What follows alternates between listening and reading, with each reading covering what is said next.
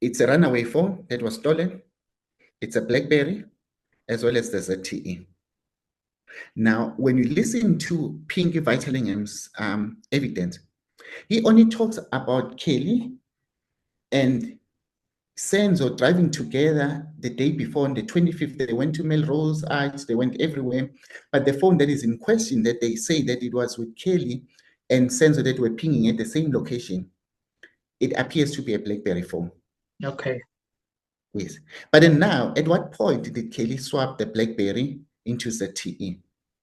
If then that is true, at what point then did Kelly started using BBM on a ZTE phone, on an Android phone, to communicate with accused number 5? Jabulo.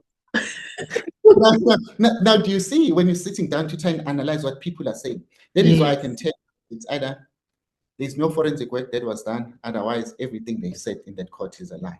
Wait, before we move from that, so which phone was accused number 5 that they are saying he was using? No, they're not specifying on the type of phone that number 5 was using. Which is also very dodgy. Yes, because now Stein broadly talks about the two calls, the one on the 2nd and the one on the 14th. Were they not supposed to tell us which phone was that? No, they're supposed to tell you, because with any service provider, you see the clip I played you, the first clip. It says that the network provider will have your cell phone number and the IMEI number, which then the IMEI number is a unique identifier on the type of phone that you are using. Okay. I am still a very, very, very, very upset with Njabs. Yes, I know. But I can explain. I'm still very upset with him because he pulled my eyes all the way open when it comes to legal aid and Dondonis. And is legal aid even trying to be paying the bill for any of the 5 accused? Is legal aid there to pay the bill, or is legal aid there to control the defense advocates? I'm still angry with Jobs because he revealed that he offered to the defense team that they can just pay him 100 rands. 100 rands. And they will be more than happy. Him and the other experts and Dondonis, okay, in the different departments will be more than happy to assist the defense team. And the defense team said, no, thank you. Legal aid is the boss, and we can't explain to legal aid how we're out here paying you 100 rands. And who are you? And for what services? We need to stick with the plan. That, ladies and gentlemen, is why I'm still upset with Jobs. But on another note, I also want to say, then he goes on to, after revealing that, then he goes on to then show us just how much the SENZO MEYIWA trial is pretty messed up. We've known it's messed up, but now to have evidence to back up that is messed up, now that's the real messed up, done, okay?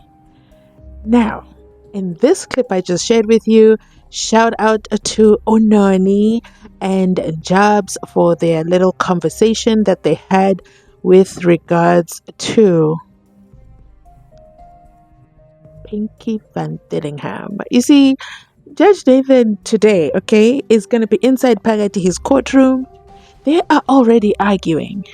Ladies and gentlemen, please note over there in the Saldanha Bay case, they did not have no cell phone experts coming to talk. To me, that either says none of the 3 accused had cell phones. We do know Kelly, didn't quite have a cell phone. Sister came to testify that. The sister said, we can never keep in touch with Kelly. She never has a phone.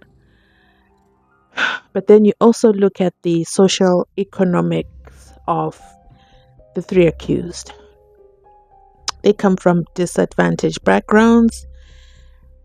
They use the substances, so they would rather spend the money on the substances. And then you say to yourself, so the investigation concluded without calling Pinky Van Dillingham from Vodacom or Anycom to come and assess the cell phone records to try and locate Jocelyn Smith. the missing 6-year-old girl from Saldanha Bay. So it's possible to have a whole trial and not do cell phone evidence and dun, and not sit through Sibanda reading out records upon records upon records. So then I asked myself, was the purpose of the cell phone evidence to confuse us? Because one, there's a runaway cell phone. They call it the runaway cell phone. They can't even say the stolen cell phone. How is the cell phone running away? And this cell phone apparently is a Blackberry, but then it morphs into a ZTE. Do you see the Nganegwane right there? It's giving Mgologotos on Unhinged, because it's just incredible to me. It's just the SENZO MEYIWA trial of late is really, really, really shocking me. I think maybe it's because we have too much time on our hands. That court is not in session. We have time now to take the court record and break it down bit by bit. Oof. Imagine being convicted on evidence that can be proven on internet channels, on YouTube channels, that the evidence is false. What is the appeals court supposed to say? These are people's lives. Oh. Jabs goes on to prove that Bongani Ntanzi was bleeding like he said he was. This is an interesting outcome. So, according to the cell phone records in the SENZO MEYIWA trial, Kelly Khumalo, the day before, she was with SENZO and it was a Blackberry. At what point did Kelly say, you know what? I don't want to use the Blackberry today. Let me do a SIM swap. Woo! I said SIM swap in one shoot without mixing up the words. If you're new to the channel, if you know, you know. Okay, I struggled with that. So did Kelly do a SIM swap? So herself, opening the Blackberry, taking out the SIM card, moving it to the ZT. That sounds like a lot of work. Because it was a BBM that was used. This is the evidence in the court of Judge Ratta. Kelly was using a BBM on a ZTE phone to communicate with accused number 5, but nobody has a clue what kind of phone accused number 5 has. You see, in the case over there in the Saldanha Bay, the Jocelyn Smith case, the judge asked, you have to watch the latest video that I posted for Jocelyn Smith today. The judge asked Buddha, who is accused number 1, and says, were you very, very good? Buddha finished school like grade 5, dropped out of school grade 5. And the judge says, when you were in school, were you very, very good? Like, were you a great scholar when it comes to composition? And then he goes, no, not really. Why? And then the judge says, because your ability to tell a story is amazing. It's so good that the details that you added after the police brutally tortured you are so believable. I think whoever wrote the Nganegwane for the SENZO MEYIWA trial evidence and done, they need to engage Buddha, okay? Because Buddha can make the story believable. Even the judge is like, this is impressive. Because what happens with the Caucasians or the cooking in the SENZO MEYIWA trial is they cook one little piece and then they forget the rest. We saw with the AVL records, they adjust just that little piece and then they end up in the ocean. And then the car is speeding, okay? It is speeding and then jiggy, engine off. The car doesn't go from 0 gradually to, 100. No, the car goes from 160 to 0, engine off. That's where you see where the Nganegwane is just screaming so loud. But it is the runaway phone, per the state's evidence. And according to Jobs, he says everything they have said in that court was a lie. Do you actually agree with that statement? He also goes on to say, there was no forensic work that was done. And then, if you guys remember, Stain has retired to the Western Cape.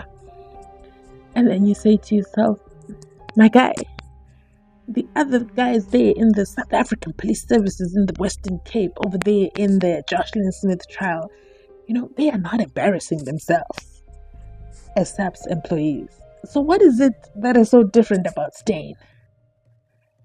But I'll let you guys talk about it in the comment section. You already know, of course, I'll be there to engage with you. That is it from me today. If you've made it this far in the video, please remember to like, comment, and subscribe. I'm going to say it one more time. Please remember to like. Yes, like. Because I think we've kind of forgotten the art of liking videos and why that is so important to us as content creators. So please remember to like this video before you head out. Don't forget as well to subscribe if you're not already subscribed. Okay, you're missing out on notifications when they pop up. That is it from me today. If you're watching from outside the club, come on now, let's do it. Hit that subscription button. We are on the road to 100,000 subscribers. Oh my goodness, my face just lit up. Let me just tell you a story, guys. And you see, this is how, if you don't watch videos to the end, you're going to miss out on the stories, because this is where I'm going to add the stories for you. Last week, Mzansi Unfiltered hit 60,000 subscribers. And I was in a meeting. And then I said, my channel hit 60,000 subscribers today. And I'm talking to, the YouTube of the YouTube, top, inside Pagati within. And, it felt so surreal. And I said, I can only be in this room because of my channel members, because of my channel family, because of my channel subscribers. And I get to say out loud, yeah, we hit 60,000 subscribers. And, then it just draws attention to you. And then you have these top people in YouTube just saying to you, okay, I see you. And then they look at your numbers and then they think, whoa, those are the views? And I remember, maybe I should share the video because I do have it on video. But then it's like, yeah, this is me, guys. This is me. YouTube is celebrating 20 years since their first video was uploaded onto the YouTube platform. And I get to celebrate their 20-year anniversary with 60,000 subscribers. And I'm just still so shocked that we are here. But I can only say thank you. So umuntu, ngabantu, and you guys have made me umuntu. So I love you so much. And I truly mean it every time I say it. So I love you so much. Thank you so much for watching. You made it this far in the video. Go ahead and drop me a heart so that I know you watched the video to the end and you know this little story that is so endearing to me. I'll catch you on my next upload. Bye.